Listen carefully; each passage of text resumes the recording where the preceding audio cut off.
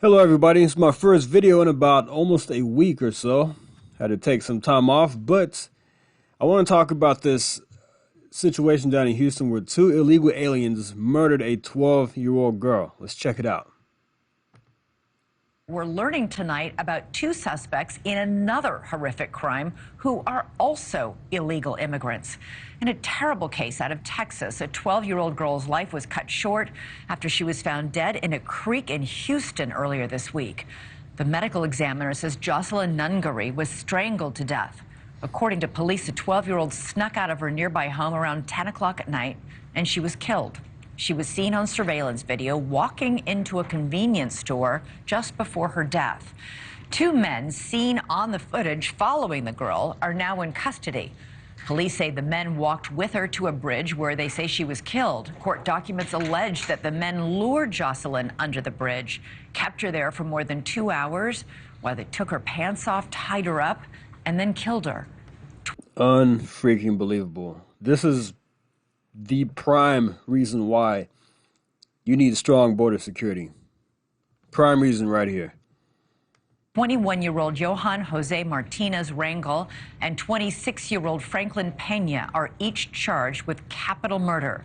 The pair were roommates, and News Nation confirmed they were migrants from Venezuela who entered the U.S. illegally. News Nation correspondent Allie Bradley's been looking into the men's backgrounds and joins us now from Del Rio, Texas. Allie, what have you learned?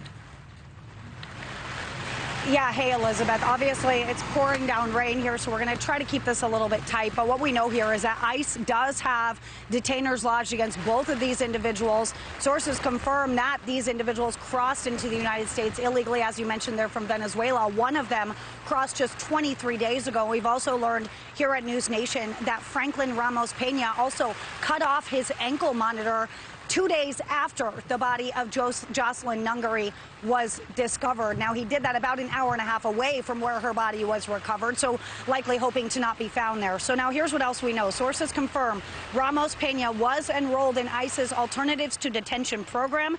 His GPS unit was... There should be no alternatives to detention.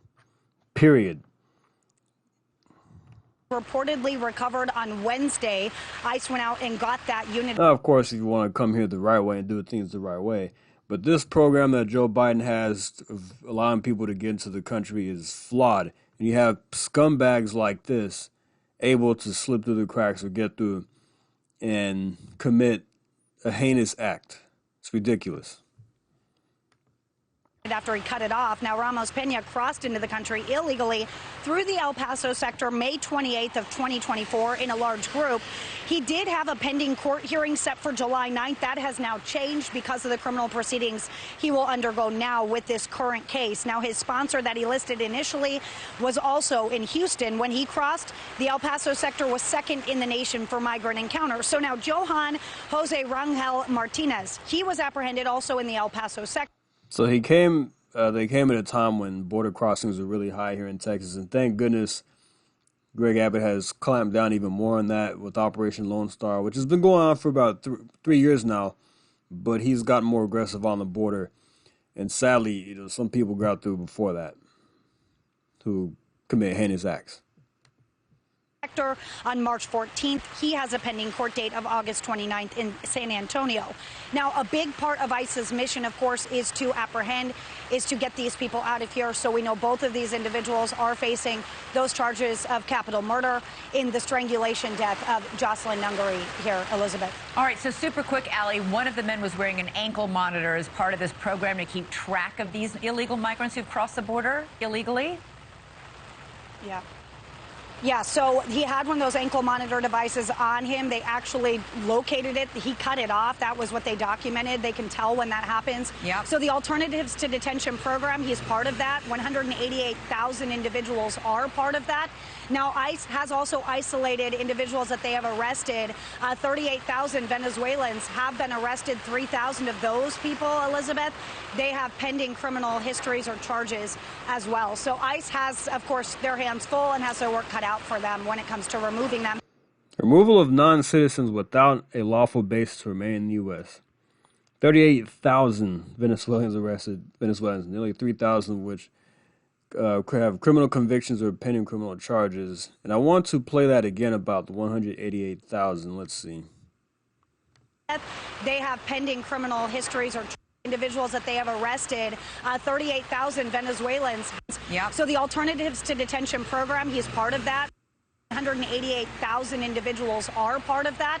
Now, ICE has also isolated individuals that they have arrested. 38,000 Venezuelans have been arrested. 3,000 of those people, Elizabeth, they have pending criminal histories or charges as well. So ICE has, of course, their hands full and has their work cut out for them when it comes to removing them. And Venezuela doesn't accept deportation flights right now, which is one of the reasons those two individuals were let into our country, Elizabeth. Yeah. All right. Allie Bradley reporting live from a very rainy. This is what Trump was talking about. These people, these countries don't want some of these people to come back. They're not accepting flights. And then you have guys like this who stay here and they commit murder. Texas, please get inside. Thank you so much. Thanks so much for watching. All right. There's your little young girl right there. Very sad situation. This is not racist. It is not racist to want a secure border. They call Trump a racist because they're sending criminals and not saying their best. He's not wrong about that. He's not wrong about that. Countries not sending their best people over. People coming across the border, committing heinous crimes, just horrible things happening. Not everybody, but we're seeing a lot of stories, and I will get to this in a separate video. We're seeing a lot of stories like this where illegal aliens who have come across the border since Joe Biden has been in office have committed murder, rape. There was a mother of five that was killed recently. I believe it was in Maryland, or if she's from Maryland. And then you had the situation, the girl who got raped in New York. We're seeing this quite often now. Now, there will be some idiots that say things like, well, they would have died anyway by an American. That is the stupidest thing I've ever heard. I remember somebody told me that in person, and I was floored. You're justifying, when I was talking about illegal immigration, illegal alien killing somebody, oh, well, they would have died anyway by an American, from an American. You don't know that. And they would still be here likely if it was not for this open border. That's the point that we have to be hammer into these morons' heads that don't see a problem with illegal immigration. But this is number one issue. This is the number one issue for me in November. Inflation is important. Yes, I get that. Inflation is not good right now. It's high. Government spending is high. But we can get a hold of that. Immigration is the most important issue because you can radically change this country for the worse for decades. The Democrats will have a permanent hold in power. They can get more congressional seats. If they can't get illegal aliens to vote, they will have more congressional seats, expanding their power, more electoral votes, and they will never lose. This is why they're trying to get people into this country by the thousands and the droves. Yeah, you may have Joe Biden deporting some people, but a lot of people are coming in. And the border was much secure. The numbers show that. If you just look at the numbers of the amount of people that have been attempted to crossed over, 8 million or so, whatever it is, and you compare it to when Trump was in office, much lower. Even Obama was not that bad on the border, to my understanding. They even called him the deporter-in-chief. But at least the border was not as bad under Obama. It is terrible right now. We're seeing stories like this pop up. It feels like weekly, and it's scary. It's scary because this could be your daughter. It could be somebody close to you, and it's scary. I mean, I don't know. I feel like the border is number one issue because of situations like this.